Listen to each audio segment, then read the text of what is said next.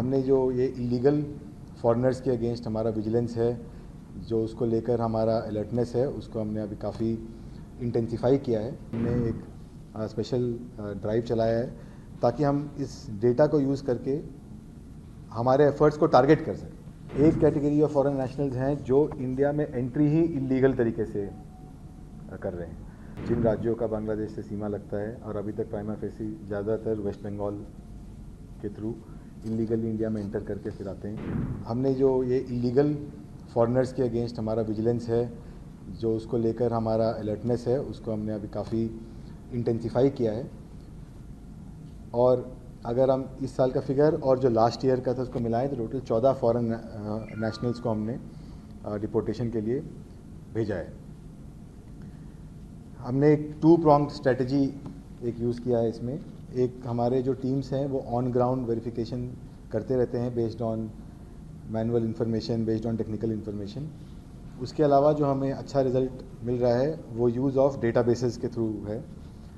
जो database available होता है कि कौन से फॉरेनर्स इंडिया में एंटर किए हैं, वो कहाँ कहाँ पर रहे हैं, उन्होंने अपना मूवमेंट कहाँ कहाँ किया है, तो अलग अलग पॉइंट्स से डेटाबेस अवेलेबल होता है। और अगर वो ओवरस्टे कर रहे हैं या उनका वीज़ा वैलिडिटी नहीं है, उसके बाद भी वो इंडिया से एग्ज़िट नहीं किए हैं, तो ये डेटा भी अवेलेबल होता है। तो इसको यूज़ करके हमने एक स्पेशल ड्राइव चलाया है ताकि हम इस डेटा को यूज़ करके हमारे एफर्ट्स को टारगेट कर सकें। जो स्पेसिफिक प्रॉब्लम एरियाज़ हैं या जो स्पेसिफिक हॉटस्पॉट कोई ऐसा डेवलप हो रहा हो तो हम उस पर टारगेट कर सकें। तो इसी 2 स्ट्रैटेजी हमने 2 pronged स्ट्रैटेजी अपनाते हुए ये बांग्लादेशी नेशनल्स का डिपोर्टेशन करवाया है। मैं अभी जो पकड़े गए केसेस हैं उसका कुछ विवरण दे देता हूं, तो उसमें आपको ये भी क्लियर हो जाएगा कि उनके क्या मॉडस ऑपरेंडी हैं और क्या उनके तरीके थे। जो एक कैटेगरी ऑफ फॉरेन नेशनल्स हैं जो इंडिया में एंट्री ही इलीगल तरीके से कर रहे हैं, जो without any visa, without any valid documents India के अंदर एंटर कर रहे हैं इलीगल तरीके से।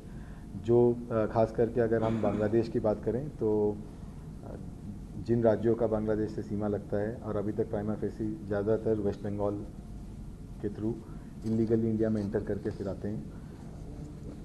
जामा मस्जिद थाने के एरिया में इसी तरह एक मोहम्मद ईमान हुसैन नाम के बांग्लादेशी सिटीज़न को हमने आइडेंटिफाई किया। वो 41 ईयर्स का है।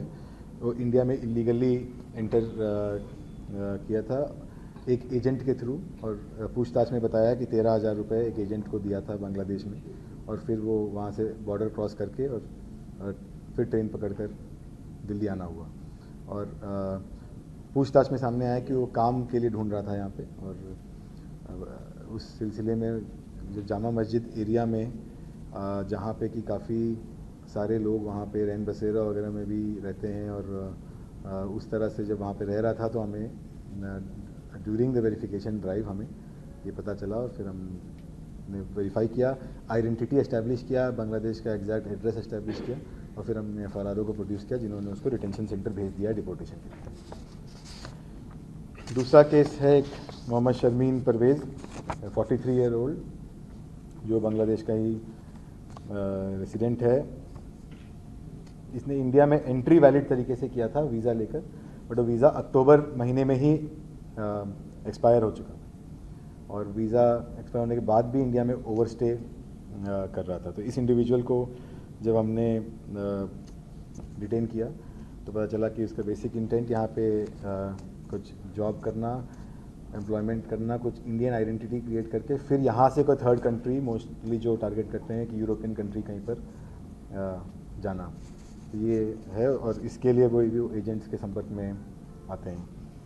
उसके बाद हमने 7 और लोगों को नबी करीम थाने के एरिया में, एक आरा कशां रोड है जहाँ पे एक गेस्ट हाउस है, उस गेस्ट हाउस से हमने इन 7 लोगों को डिटेन किया है। ये लोग इस गेस्ट हाउस में रह रहे थे और इनके पास भी वैलिड वीज़ा नहीं था।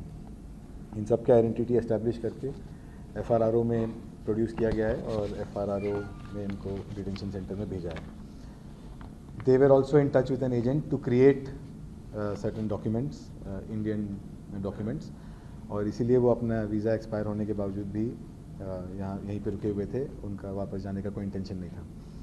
तो अभी इस पे हम फर्दर अपना इन्वेस्टिगेशन कर रहे हैं और कुछ लोग हमारे रेडार पे हैं।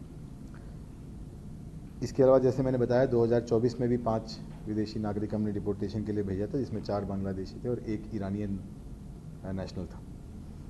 हमारे टीम्स वेस्ट बंगाल के पूर्वी मेदिनीपुर और मुर्शिदाबाद ज़िलों में जाकर कुछ डॉक्यूमेंट्स का वेरिफिकेशन कर रही है, जो और कुछ सस्पेक्ट्स हैं उनके आइडेंटिटी को क्लियरली एस्टैब्लिश करने के लिए।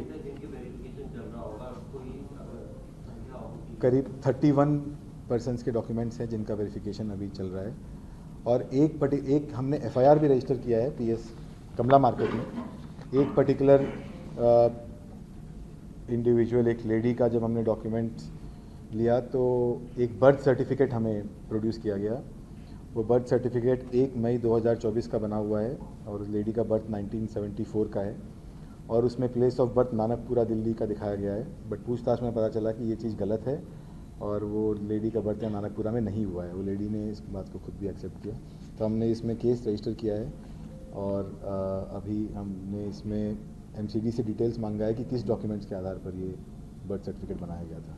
तो अभी इन्वेस्टिगेशन बहुत ही इनिशियल स्टेज में है, तो उसको हम जैसे इसमें प्रोग्रेस होगा तो आपके साथ फर्दर शेयर करेंगे।